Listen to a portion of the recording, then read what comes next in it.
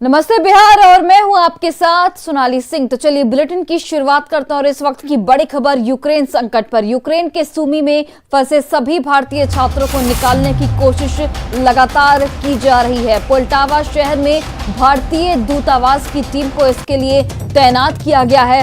आपको बताते चले कि पोल्टावा के रास्ते सूमी में फंसे सभी छात्र जो हैं वो निकाले जाएंगे।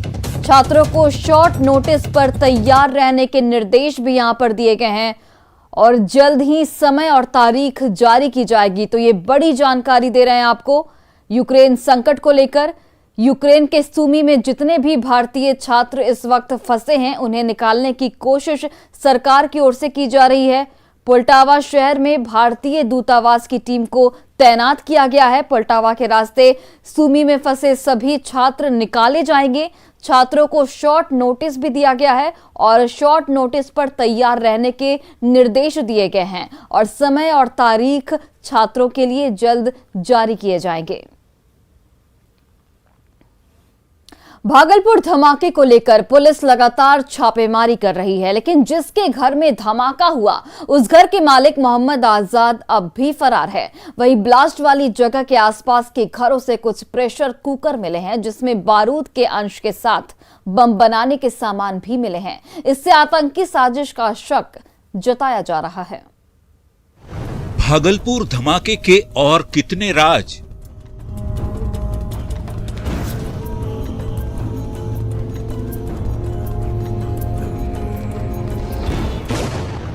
क्या प्रेशर कुकर बम से हुआ धमाका?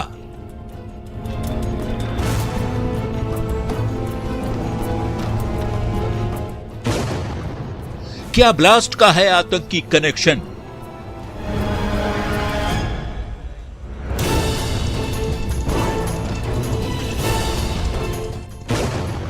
क्या मोहम्मद आजाद खोलेगा राज?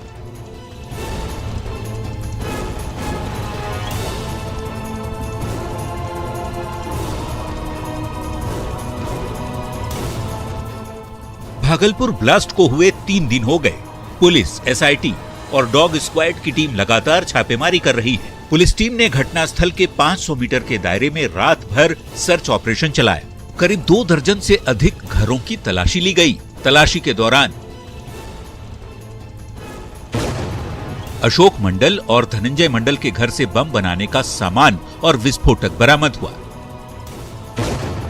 छापेमारी के दौरान 3 प्रकार के बारूद, चूना, कील, पतली रस्सी और रंगीन मिट्टी के साथ साथ प्रेशर कुकर भी बरामद हुआ है।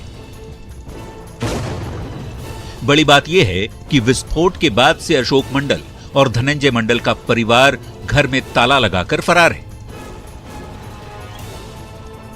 चिंता वाली बात तो यह है कि छापेमारी के दौरान जो सिल्वर कलर का बारूद मिला है उसके बारे में बताया जाता है कि ये काफी खतरनाक है और ये सारा बारूद प्रेशर कुकर में रखा हुआ था, जबकि पहले देश के कई शहरों में प्रेशर कुकर बम का ब्लास्ट हो चुका है। अब सवाल है कि क्या भागलपुर में प्रेशर कुकर बम से हुआ था धमाका? क्या ब्लास्ट का है आतंकी या नक्सली कनेक्शन? ये सारे सवाल इसलिए ज्यादा गहरे होते जा रहे हैं क्योंकि धमाका मोहम्मद आजाद के घर में ही हुआ था और धमाके के बाद से मोहम्मद आजाद फरार है। एसएसपी बाबूराम ने भी मोहम्मद आजाद का नाम लेते हुए कहा था कि उसकी गिरफ्तारी से बड़ा खुलासा हो सकता है।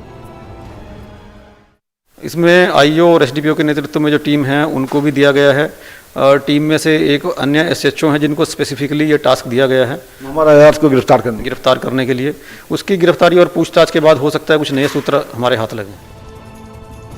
सच क्या है ये तो जांच के बाद ही पता चल पाएगा, लेकिन अब तक पुलिस की तलाशी में जो बारूद का ढेर मिला है वो निश्चित रूप से चिंता पैदा करने वाला है। न्यूज़ 18 के लिए भागलपुर से विकास कुमार सिंह और आशीष सिन्हा की रिपोर्ट।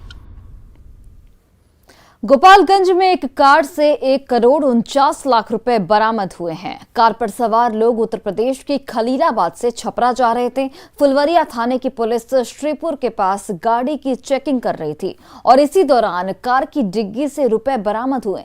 सवाल यह है कि इतनी बड़ी रकम किस काम के लिए ले जाई जा रही थी। कार से 1.5 करोड़ रुपए कैश बरामद।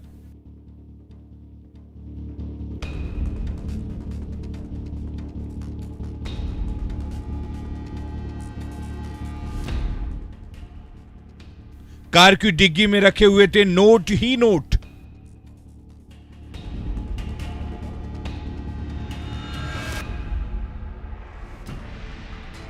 नोटों के इन बंडल के पीछे का सच क्या है?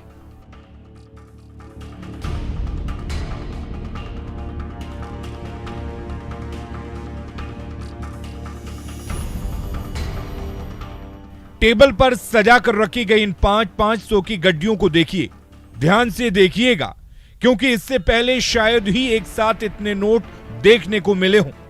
अब जरा इनको गिनने की कोशिश करते हैं। 1, 2, 3, 4, 5, 6, 7, 8, 9, 10, 11, 12, 13, 14, 15, 16, 17, 18, 19, 20। थक गए ना? क्योंकि 20 ही नहीं, यहां बहुत सारी गड्डियां हैं। जब गड्डियों को गिनने में इतना समय लगा तो सोचिए यह कितनी बड़ी रकम होगी, जिसको गिनने के लिए नोट गिनने वाली 5 मशीनों को लगाना पड़ा। तस्वीरें गोपालगंज की हैं। फुलवरिया थाने की पुलिस श्रीपुर के पास गाड़ी चेकिंग कर रही थी। इसी दौरान कार की डिग्गी से रुपए बरामद हुए। पुलिस ने कार पर सवार 3 लोगों को हिरासत में लिया और नोट गिनने के लिए मशीन मंगवाई। नोट गिनने पर पता चला कि कार में करीब 1 करोड़ 49 लाख रुपए रखे हुए थे। वाहन चेकिंग करने के क्रम में मारुति गाड़ी नंबर UP 27 AD 9090 के से 1 करोड़ 48 लाख 99,500 रुपया बरामद किया गया है। नोटों की गिनती फुलवरिया अंचलाधिकारी एवं भारतीय स्टेट बैंक के बथुआ शाखा के CSP संचालक के समक्ष विधिवत किया गया। पुलिस ने नोटों के साथ 3 कार सवार को भी पकड़ा। गिरफ्तार युवकों ने बताया कि वो यूपी के खलीलाबाद से कैश लेकर मशरक जा रहे थे। मशरक में अंकुर सोनी को पैसे देने थे। इसके बाद पुलिस ने फौरन आयकर विभाग को सूचना दी। बरामद नोट के संबंध में गाड़ी में बैठे चालक पृथ्वी साहब, अनूप कुमार तिवारी, अंकित साहब से पूछने पर वे बताया कि एक खलीलाबाद से रुपया लेके अंकुर सोनी के लिए मशरक जा रहे थे। इस संबंध में आयकर विभाग को सूचित किया गया है। सवाल है कि अंकुर सोनी इतने पैसों का क्या करता, क्योंकि 7 मार्च को उत्तर प्रदेश में विधानसभा चुनाव का आखिरी चरण है। ऐसे में पुलिस हवाला कारोबार और साइबर अपराध से जोड़कर भी इस मामले को देख रही है। न्यूज़ 18 के लिए गोपालगंज से गोविंद की रिपोर्ट। और खबर सीवान से, जहां पर पेट्रोल पंप पर असामाजिक तत्वों ने तोड़फोड़ की है। घटना सराय ओपी थाना क्षेत्र के हल्दिया मोड़ स्थित पेट्रोल पंप की बताई जा रही है, जहां असामाजिक तत्वों ने तोड़फोड़ की घटना को अंजाम दिया। तोड़फोड़ की घटना सीसीटीवी कैमरे में कैद हो गई है। पुलिस फुटेज के आधार पर शरारती तत्वों की पहचान में फिलहाल जुटी हुई है। मैं घर पे था तो मेरे स्टाफ का फ़ोन आया कि पंप पे कुछ महापुर के करीब 25-30 लोग हमला करने पंप पे आए हुए हैं, आप जल्दी आइए। तो मैं घर से ही थाना को फ़ोन किया। थाना प्रभारी ने बोला ठीक है, हम प्रशासन भेज रहे होंगे। जब आए हैं तो देखे कि पूरा यहाँ पे मेरा ऑफिस का पूरा तोड़फोड़ कर दिया गया। गाड़ी है, गाड़ी की तोड़फोड़, ये जिस मशीन है, पंप सबकी तोड़फोड़ किया गया है। हाजीपुर में पेट्रोल पंप पर लूट के दौरान कैश नहीं मिलने पर नोजल मैन को गोली मारने का सीसीटीवी फुटेज सामने आया है। घटना 4 मार्च की बताई जा रही है, जब अपराधियों ने कैश नहीं मिलने पर पंप के नोजल मैन शिवनाथ को गोली मार दी थी। नोजल मैन का फिलहाल इलाज जारी है। घटना सदर थाना क्षेत्र के पेट्रोल पंप की है। 2 बाइक पर सवार 4 अपराधी लूटपाट की नीयत से पेट्रोल पंप पर पहुंचे थे। पहले एक बाइक पर सवार 2 युवक आए और तेल लेने लगे। इसी दौरान दूसरा बाइक सवार भी विपरीत दिशा से पंप पर पहुंचा और घूमकर चला गया। कुछ देर के बाद दूसरा बाइक सवार वापस पंप पर आया। इसके बाद दोनों बाइक सवार ने नोजल मैन से कैश की डिमांड की। काउंटर की तलाशी में जब पैसे नहीं मिले तो नाराज अपराधियों ने शिवनाथ के सीने को निशाना बनाकर गोली मार दी, जो मिस कर गया। इसके बाद उससे दूसरे अपराधी ने शिवनाथ के पैर में गोली मारी, वहां से वो फरार हो गए। पुलिस फिलहाल सीसीटीवी फुटेज के आधार पर अपराधियों की गिरफ्तारी के लिए छापेमारी कर रही है।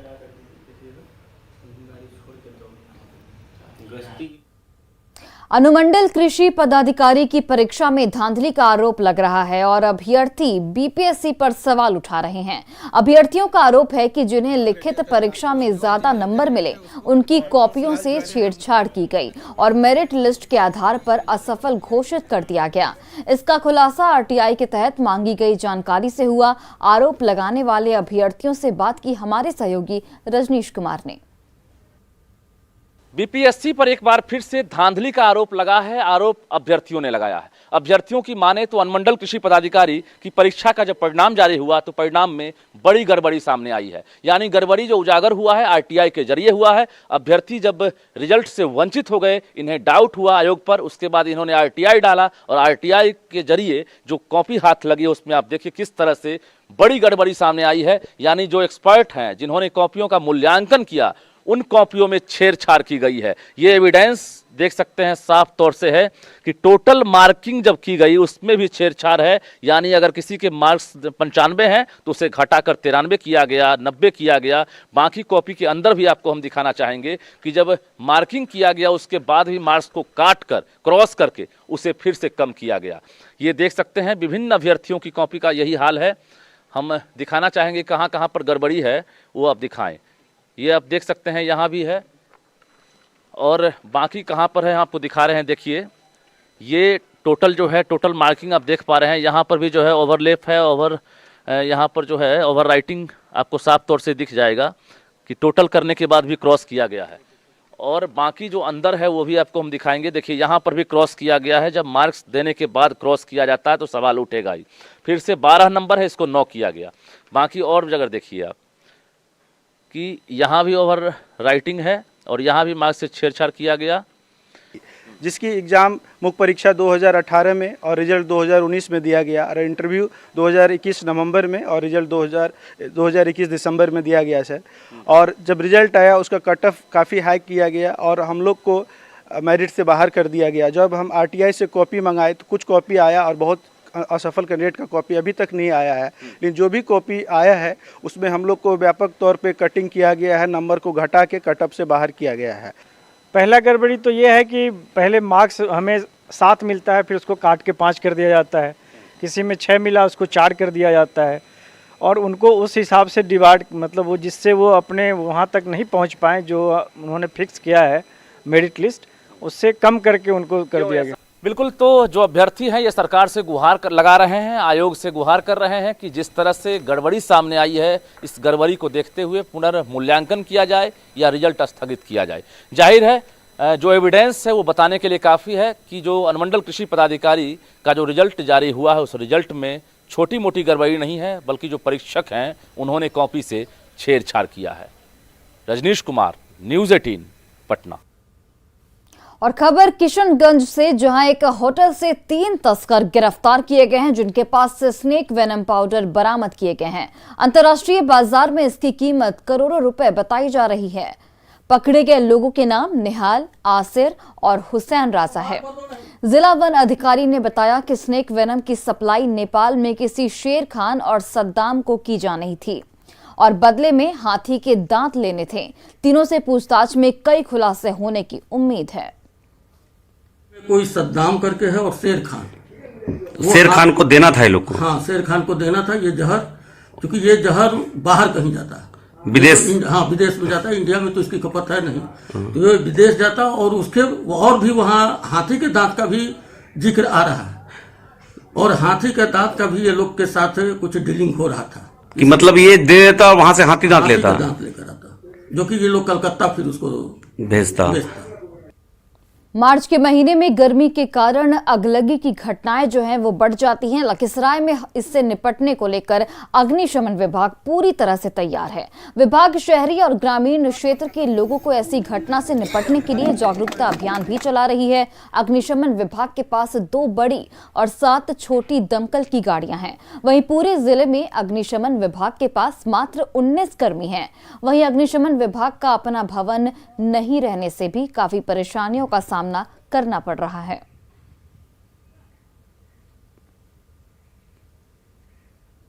ही ये जन जागरूकता रथ के माध्यम से नुक्कड़ नाटक के मनोरंजन साधन के हिसाब से हम लोग पूरी ग्रामीण जनता को ये जागृत करेंगे कि क्या करे क्या नहीं करे, जिससे कि आपके झोपड़ियों में खेत खलिहान में आग ना लगे और आपको आग से होने वाले नुकसान से बचाया जा सके। हम लोग मैसेज आने के आता है और उसी समय तुरंत हम उन लोग को कह देते हैं, ड्राइवर और कर्मचारी को। हमारे पास 5 गो सिपाही है और उतने ही में हम लोगों को काम लेना है। परेशानी है जी हाँ। अरवल जिले के NH 139 पर कोरियम गांव के समीप सड़क हादसे में 2 बच्चों की मौके पर ही मौत हो गई और 4 लोग जख्मी हो गए। घायल आरा जिले के नारायणपुर थाना क्षेत्र के वरुणा गांव निवासी बताए जा रहे हैं। रास्ते में उनकी गाड़ी बालू लदे ट्रैक्टर से टकराकर नहर में जा गिरी, जिसके कारण गाड़ी में सवार 2 बच्चों की मौके पर ही मौत हो गई। घायलों को इलाज के लिए सदर अस्पताल में भर्ती फिलहाल कराया गया है और इस घटना के बाद पीड़ित परिवार में शोक की लहर है। पुलिस ने बच्चों के शव को कब्जे में लेकर पोस्टमार्टम के लिए भेज दिया है। मुजफ्फरपुर के दिव्यांग पंकज को पीएम नरेंद्र मोदी आज सम्मानित करेंगे। दिल्ली के विज्ञान भवन में दिव्यांग जनौषधि केंद्र के संचालक को प्रधानमंत्री सम्मानित करेंगे।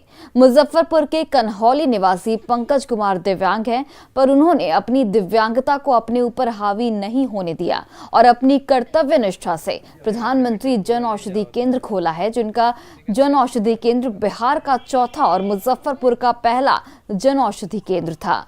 पंकज इसी दुकान की बदौलत अपने परिवार को चलाते हैं।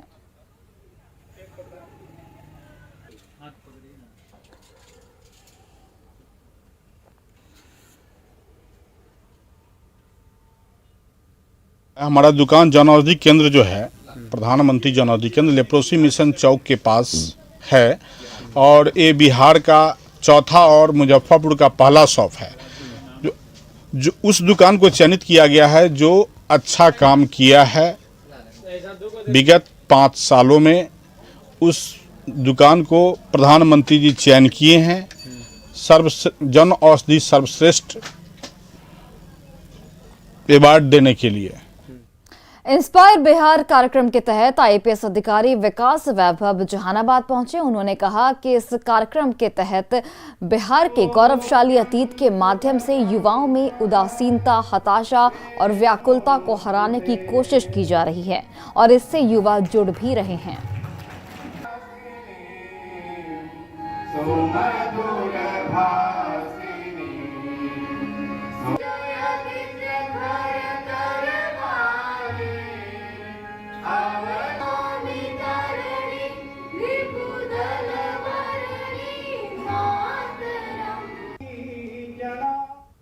हम बिहार का निर्माण तब कर पाएंगे यदि हम ऊर्जा संघर्षों में नहीं लगाकर सहयोग में लगाएं, शिक्षा के विकास में, समतामूलक समाज के निर्माण में और उद्यमिता के विकास में। इसके लिए अलग अलग जिलों में अध्याय स्थापित हुए हैं, अलग अलग जिलों के प्रखंडों में भी अध्याय स्थापित हुए हैं।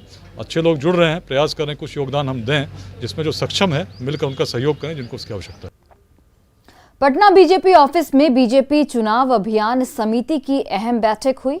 मीटिंग में MLC उम्मीदवारों के नामों को लेकर चर्चा की गई। प्रदेश चुनाव समिति उम्मीदवारों के नाम की सूची केंद्रीय टीम को भेजेगी। नामों को लेकर आखिरी फैसला केंद्रीय नेतृत्व की ओर से लिया जाएगा। बीजेपी प्रदेश अध्यक्ष संजय जायसवाल ने कहा कि जल्द ही उम्मीदवारों के नाम को लेकर फैसला हो जाएगा, जिसके बाद JDU, बीजेपी और RLJP संयुक्त रूप से उम्मीदवारों की सूची का ऐलान करेगी।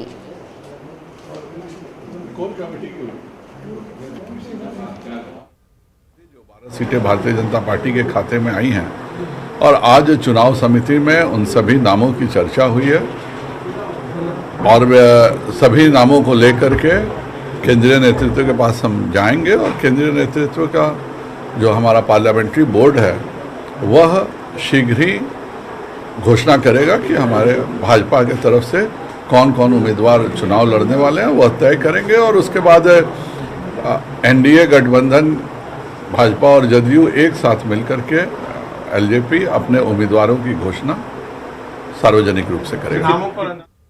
और फिलहाल इस बुलेटिन में बस इतना ही। आप देखते रहिए न्यूज़ 18 बिहार झारखंड।